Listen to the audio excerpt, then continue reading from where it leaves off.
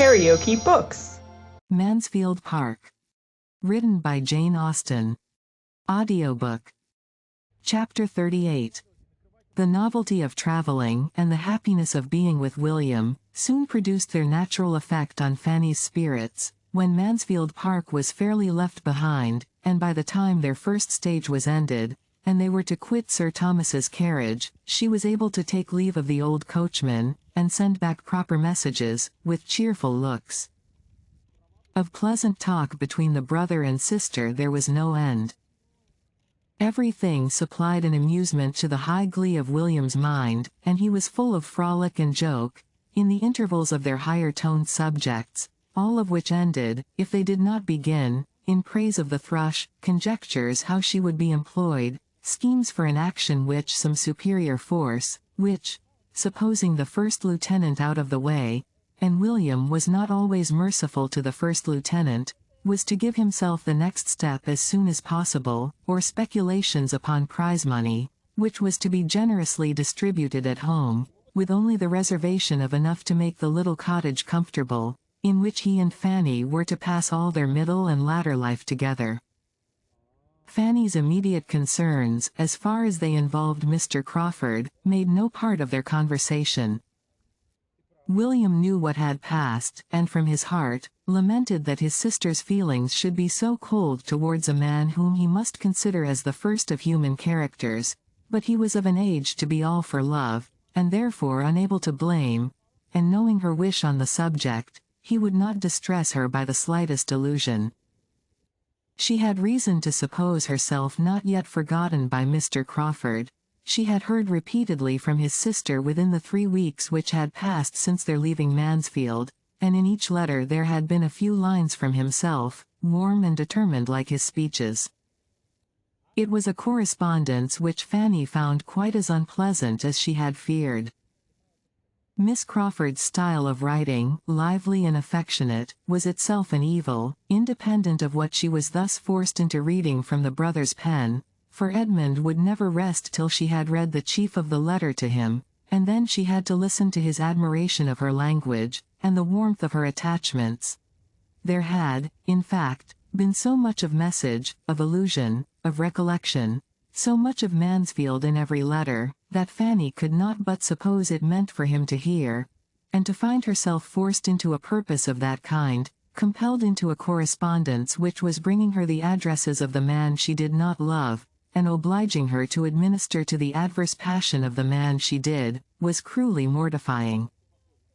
Here too, her present removal promised advantage. When no longer under the same roof with Edmund, she trusted that Miss Crawford would have no motive for writing, strong enough to overcome the trouble, and that at Portsmouth their correspondence would dwindle into nothing. With such thoughts as these among 100 others, Fanny proceeded in her journey, safely and cheerfully, and as expeditiously as could rationally be hoped in the dirty month of February. They entered Oxford, but she could take only a hasty glimpse of Edmund's College as they passed along, and made no stop anywhere, till they reached Newbury, where a comfortable meal, uniting dinner and supper, wound up the enjoyments and fatigues of the day. The next morning saw them off again at an early hour, and with no events and no delays they regularly advanced, and were in the environs of Portsmouth while there was yet daylight for Fanny to look around her, and wonder at the new buildings. They passed the drawbridge, and entered the town, and the light was only beginning to fail, as, guided by William's powerful voice, they were rattled into a narrow street, leading from the High Street, and drawn up before the door of a small house now inhabited by Mr. Price. Fanny was all agitation and flutter, all hope and apprehension. The moment they stopped, a trollopy-looking maid-servant, seemingly in waiting for them at the door, stepped forward, and more intent on telling the news, than giving them any help, immediately began with, "The thrush is gone out of harbour, please sir, and one of the officers has been here to—" She was interrupted by a fine tall boy of 11 years old, who rushing out of the house, pushed the maid aside, and while William was opening the chaise door himself, called out, "You are just in time. We have been looking for you this half-hour. The thrush went out of harbor this morning." I saw her. It was a beautiful sight. And they think she will have her orders in a day or two. And Mr. Campbell was here at 4 o'clock, to ask for you. He has got one of the Thrush's boats, and is going off to her at 6, and hoped you would be here in time to go with him." A stare or two at Fanny, as William helped her out of the carriage, was all the voluntary notice which this brother bestowed, but he made no objection to her kissing him, though still entirely engaged in detailing farther particulars of the Thrush's going out of harbour, in which he had a strong right of interest, being to commence his career of seamanship in her at this very time. Another moment, and Fanny was in the narrow entrance passage of the house, and in her mother's arms, who met her there with looks of true kindness, and with features which Fanny loved the more, because they brought her Aunt Bertram's before her, and there were her two sisters, Susan, a well-grown fine girl of 14, and Betsy, the youngest of the family, about 5, both glad to see her in their way, though with no advantage of manner in receiving her. But manner Fanny did not want. Would they but love her, she should be satisfied. She was then taken into a parlour, so small that her first conviction was of its being only a passage-room to something better, and she stood for a moment expecting to be invited on, but when she saw there was no other door, and that there were signs of habitation before her, she called back her thoughts, reproved herself, and grieved lest they should have been suspected. Her mother, however, could not stay long enough to suspect anything. She was gone again to the street door, to welcome William. "Oh, my dear William, how glad I am to see you. But have you heard about the Thrush? She is gone out of harbour already, 3 days before we had any thought of it, and I do not know what I am to do about Sam's things. They will never be ready in time, for she may have her orders tomorrow, perhaps. It takes me quite unawares. And now you must be off for Spithead too. Campbell has been here, quite in a worry about you, and now, what shall we do? I thought to have had such a comfortable evening with you, and here everything comes upon me at once." Her son answered cheerfully, telling her that everything was always for the best, and making light of his own inconvenience, in being obliged to hurry away so soon. "To be sure, I had much rather she had stayed in harbour, that I might have sat a few hours with you in comfort. But as there is a boat ashore, I had better go off at once, and there is no help for it." "Whereabouts does the Thrush lay at Spithead? Near the Canopus? But no matter, here's Fanny in the parlour, and why should we stay in the passage? Come, mother, you have hardly looked at your own dear Fanny yet." In they both came, and Mrs. Price, having kindly kissed her daughter again, and commented a little on her growth, began with very natural solicitude to feel for their fatigues and wants as travellers. "Poor dears! How tired you must both be, and now what will you have? I began to think you would never come. Betsy and I have been watching for you this half-hour. And when did you get anything to eat? And what would you like to have now? I could not tell whether you would be for some meat, or only a dish of tea after your journey, or else I would have got something ready. And now I am afraid Campbell will be here, before there is time to dress a steak, and we have no butcher at hand. It is very inconvenient to have no butcher in the street. We were better off in our last house. Perhaps you would like some tea, as soon as it can be got." They both declared they should prefer it to anything. "Then, Betsy, my dear, run into the kitchen, and see if Rebecca has put the water on, and tell her to bring in the tea things as soon as she can. I wish we could get the bell mended, but Betsy is a very handy little messenger." Betsy went with alacrity, proud to show her abilities before her fine new sister. "Dear me," continued the anxious mother, "what a sad fire we have got, and I dare say you are both starved with cold. Draw your chair nearer, my dear. I cannot think what Rebecca has been about. I am sure I told her to bring some coals half an hour ago. Susan, you should have taken care of the fire. "I was upstairs, Mama, moving my things," said Susan, in a fearless self-defending tone, which startled Fanny. "You know you had but just settled that my sister Fanny and I should have the other room, and I could not get Rebecca to give me any help." Farther discussion was prevented by various bustles. First, the driver came to be paid. Then there was a squabble between Sam and Rebecca, about the manner of carrying up his sister's trunk, which he would manage all his own way, and lastly, in walked Mr. Price himself, his own loud voice preceding him, as with something of the oath kind he kicked away his son's portmanteau and his daughter's bandbox in the passage, and called out for a candle. No candle was brought, however, and he walked into the room. Fanny, with doubting feelings, had risen to meet him, but sank down again on finding herself undistinguished in the dusk, and unthought of. With a friendly shake of his son's hand, and an eager voice, he instantly began, "Ha! Welcome back, my boy. Glad to see you. Have you heard the news? The Thrush went out of harbor this morning. Alert is the word, you see. By G, you are just in time. The doctor has been here inquiring for you. He has got one of the boats, and is to be off for Spithead by 6, so you had better go with him. I have been to Turner's about your things, it is all in a way to be done. I should not wonder if you had your orders tomorrow, but you cannot sail with this wind, if you are to cruise to the westward, and Captain Walsh thinks you will certainly have a cruise to the westward, with the Elephant.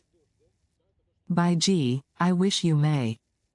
But old Sholey was saying just now, that he thought you would be sent first to the Texel. Well, we are ready, whatever happens. But by G, you lost a fine sight by not being here in the morning to see the Thrush go out of harbor. I would not have been out of the way for £1,000. Old Sholey ran in at breakfast time, to say she was under way. I jumped up, and made but 2 steps to the point. If ever there was a perfect beauty afloat, she is one, and there she lays at Spithead, and anybody in England would take her for an 28. I was upon the platform 2 hours this afternoon, looking at her. She lays just astern of the Endymion, with the Cleopatra to larboard. Ha! Cried William, that's just where I should have put her myself. But here is my sister. Sir, here is Fanny, turning and leading her forward. It is so dark you do not see her. With an acknowledgment that he had quite forgot her, Mr. Price now received his daughter, and, having given her a cordial hug, and observed that she was grown into a woman, and he supposed would be wanting a husband soon, seemed very much inclined to forget her again. Fanny shrunk back to her seat, with feelings sadly pained by his language and his smell of spirits, and he talked on only to his son, and only of the Thrush, though William, warmly interested, as he was, in that subject, more than once tried to make his father think of Fanny, and her long absence and long journey. After sitting some time longer, a candle was obtained, but, as there was still no appearance of tea, nor, from Betsy's reports from the kitchen, much hope of any under a considerable period, William determined to go and change his dress, and make the necessary preparations for his removal on board directly, that he might have his tea in comfort afterwards. As he left the room, 2 rosy-faced boys, ragged and dirty, about 8 and 9 years old, rushed into it just released from school, and coming eagerly to see their sister, and tell that the Thrush was gone out of harbor, Tom and Charles. Charles had been born since Fanny's going away, but Tom she had often helped to nurse, and now felt a particular pleasure in seeing again. Both were kissed very tenderly, but Tom she wanted to keep by her, to try to trace the features of the baby she had loved, and talked of his infant preference of herself. Tom, however, had no mind for such treatment. He came home, not to stand and be talked to, but to run about and make a noise, and both boys had soon burst away from her and slammed the parlor door till her temples ached. She had now seen all that were at home. There remained only 2 brothers between herself and Susan, one of whom was clerk in a public office in London, and the other midshipman on board an Indiaman. But though she had seen all the members of the family, she had not yet heard all the noise they could make. Another quarter of an hour brought her a great deal more. William was soon calling out from the landing place of the second story, for his mother and for Rebecca. He was in distress for something that he had left there, and did not find again. A key was mislaid, Betsy accused of having got at his new hat, and some slight, but essential alteration of his uniform waistcoat, which he had been promised to have done for him, entirely neglected. Mrs. Price, Rebecca, and Betsy, all went up to defend themselves, all talking together, but Rebecca loudest, and the job was to be done, as well as it could, in a great hurry. William trying in vain to send Betsy down again, or keep her from being troublesome where she was. The whole of which, as almost every door in the house was open, could be plainly distinguished in the parlor, except when drowned at intervals by the superior noise of Sam, Tom, and Charles chasing each other up and down stairs, and tumbling about and hallooing. Fanny was almost stunned. The smallness of the house and thinness of the walls brought everything so close to her that, added to the fatigue of her journey, and all her recent agitation, she hardly knew how to bear it. Within the room all was tranquil enough, for Susan having disappeared with the others, there were soon only her father and herself remaining, and he taking out a newspaper, the customary loan of a neighbor, applied himself to studying it, without seeming to recollect her existence. The solitary candle was held between himself and the paper, without any reference to her possible convenience, but she had nothing to do, and was glad to have the light screened from her aching head, as she sat in bewildered, broken, sorrowful contemplation. She was at home. But alas! It was not such a home, she had not such a welcome, as, she checked herself, she was unreasonable. What right had she to be of importance to her family? She could have none, so long lost sight of. William's concerns must be dearest, they always had been, and he had every right. Yet to have so little said or asked about herself, to have scarcely an enquiry made after Mansfield. It did pain her to have Mansfield forgotten, the friends who had done so much, the dear, dear friends. But here, one subject swallowed up all the rest. Perhaps it must be so. The destination of the thrush must be now pre-eminently interesting. A day or two might show the difference. She only was to blame. Yet she thought it would not have been so at Mansfield. No, in her uncle's house there would have been a consideration of times and seasons, a regulation of subject, a propriety, an attention towards everybody which there was not here. The only interruption which thoughts like these received for nearly half an hour, was from a sudden burst of her father's, not at all calculated to compose them. At a more than ordinary pitch of thumping and hallooing in the passage, he exclaimed, "Devil take those young dogs! How they are singing out!" Aye, Sam's voice louder than all the rest. "That boy is fit for a boatswain. Holla, you there, Sam, stop your confounded pipe, or I shall be after you."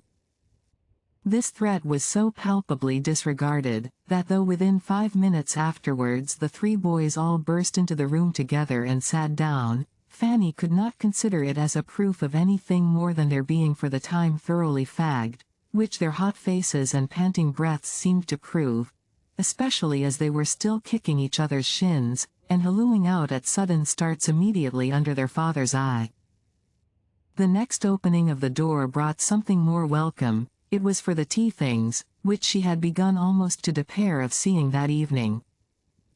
Susan and an attendant girl, whose inferior appearance informed Fanny, to her great surprise, that she had previously seen the upper servant, brought in everything necessary for the meal.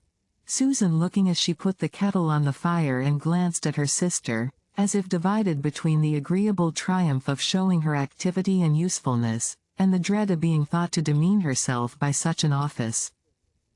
She had been into the kitchen, she said, to hurry Sally and help make the toast, and spread the bread and butter. For she did not know when they should have got tea, and she was sure her sister must want something after her journey. Fanny was very thankful. She could not but own that she should be very glad of a little tea, and Susan immediately set about making it, as if pleased to have the employment all to herself, and with only a little unnecessary bustle, and some few injudicious attempts at keeping her brothers in better order than she could, acquitted herself very well. Fanny's spirit was as much refreshed as her body. Her head and heart were soon the better for such well-timed kindness. Susan had an open, sensible countenance. She was like William, and Fanny hoped to find her like him in disposition and good will towards herself. In this more placid state of things William re-entered, followed not far behind by his mother and Betsy. He, complete in his lieutenant's uniform, looking and moving all the taller, firmer, and more graceful for it, and with the happiest smile over his face, walked up directly to Fanny, who, rising from her seat, looked at him for a moment in speechless admiration, and then threw her arms round his neck to sob out her various emotions of pain and pleasure. Anxious not to appear unhappy, she soon recovered herself, and wiping away her tears, was able to notice and admire all the striking parts of his dress, listening with reviving spirits to his cheerful hopes of being on shore some part of every day before they sailed, and even of getting her to Spithead to see the sloop. The next bustle brought in Mr. Campbell, the surgeon of the Thrush, a very well-behaved young man, who came to call for his friend, and for whom there was with some contrivance found a chair, and with some hasty washing of the young tea-makers, a cup and saucer. And after another quarter of an hour of earnest talk between the gentlemen, noise rising upon noise, and bustle upon bustle, men and boys at last all in motion together, the moment came for setting off. Everything was ready. William took leave, and all of them were gone, for the three boys, in spite of their mother's entreaty, determined to see their brother and Mr. Campbell to the Sally Port, and Mr. Price walked off at the same time to carry back his neighbor's newspaper. Something like tranquillity might now be hoped for, and accordingly, when Rebecca had been prevailed on to carry away the tea things, and Mrs. Price had walked about the room some time looking for a shirt-sleeve, which Betsy at last hunted out from a drawer in the kitchen, the small party of females were pretty well composed, and the mother, having lamented again over the impossibility of getting Sam ready in time, was at leisure to think of her eldest daughter and the friends she had come from. A few inquiries began, but one of the earliest: how did her sister Bertram manage about her servants? Was she as much plagued as herself to get tolerable servants? Soon led her mind away from Northamptonshire and fixed it on her own domestic grievances, and the shocking character of all the Portsmouth servants, of whom she believed her own two were the very worst, engrossed her completely. The Bertrams were all forgotten in detailing the faults of Rebecca, against whom Susan had also much to depose, and little Betsy a great deal more, and who did seem so thoroughly without a single recommendation, that Fanny could not help modestly presuming that her mother meant to part with her when her year was up. "Her year," cried Mrs. Price. "I am sure I hope I shall be rid of her before she has stayed a year, for that will not be up till November. Servants are come to such a pass, my dear, in Portsmouth, that it is quite a miracle if one keeps them more than half a year. I have no hope of ever being settled, and if I was to part with Rebecca, I should only get something worse. And yet, I do not think I am a very difficult mistress to please, and I am sure the place is easy enough, for there is always a girl under her, and I often do half the work myself." Fanny was silent, but not from being convinced that there might not be a remedy found for some of these evils. As she now sat looking at Betsy, she could not but think particularly of another sister, a very pretty little girl, whom she had left there not much younger when she went into Northamptonshire, who had died a few years afterwards. There had been something remarkably amiable about her. Fanny, in those early days, had preferred her to Susan, and when the news of her death had at last reached Mansfield, had for a short time been quite afflicted. The sight of Betsy brought the image of little Mary back again, but she would not have pained her mother by alluding to her, for the world. While considering her with these ideas, Betsy, at a small distance, was holding out something to catch her eyes, meaning to screen it at the same time from Susan's. "What have you got there, my love?" said Fanny. "Come and show it to me." It was a silver knife. Up jumped Susan, claiming it as her own, and trying to get it away, but the child ran to her mother's protection, and Susan could only reproach, which she did very warmly, and evidently hoping to interest Fanny on her side. It was very hard that she was not to have her own knife. It was her own knife. Little sister Mary had left it to her upon her deathbed, and she ought to have had it to keep herself long ago. But Mamma kept it from her, and was always letting Betsy get hold of it, and the end of it would be, that Betsy would spoil it, and get it for her own, though Mamma had promised her that Betsy should not have it in her own hands. Fanny was quite shocked. Every feeling of duty, honor and tenderness was wounded by her sister's speech and her mother's reply. "Now, Susan," cried Mrs. Price in a complaining voice, "now, how can you be so cross? You are always quarreling about that knife. I wish you would not be so quarrelsome. Poor little Betsy, how cross Susan is to you. But you should not have taken it out, my dear, when I sent you to the drawer. You know I told you not to touch it, because Susan is so cross about it. I must hide it another time, Betsy." Poor Mary little thought it would be such a bone of contention when she gave it me to keep, only 2 hours before she died. Poor little soul. She could but just speak to be heard, and she said so prettily, "Let Sister Susan have my knife, Mamma, when I am dead and buried, poor little dear." She was so fond of it, Fanny, that she would have it lay by her in bed, all through her illness. It was the gift of her good godmother, old Mrs. Admiral Maxwell, only 6 weeks before she was taken for death. Poor little sweet creature. Well, she was taken away from evil to come. My own Betsy, fondling her, you have not the luck of such a good godmother. Aunt Norris lives too far off, to think of such little people as you. Fanny had indeed nothing to convey from Aunt Norris, but a message to say she hoped her goddaughter was a good girl, and learned her book. There had been at one moment a slight murmur in the drawing-room at Mansfield Park, about sending her a prayer book, but no second sound had been heard of such a purpose. Mrs. Norris, however, had gone home and taken down 2 old prayer books of her husband, with that idea, but upon examination, the ardor of generosity went off. One was found to have too small a print for a child's eyes, and the other to be too cumbersome for her to carry about.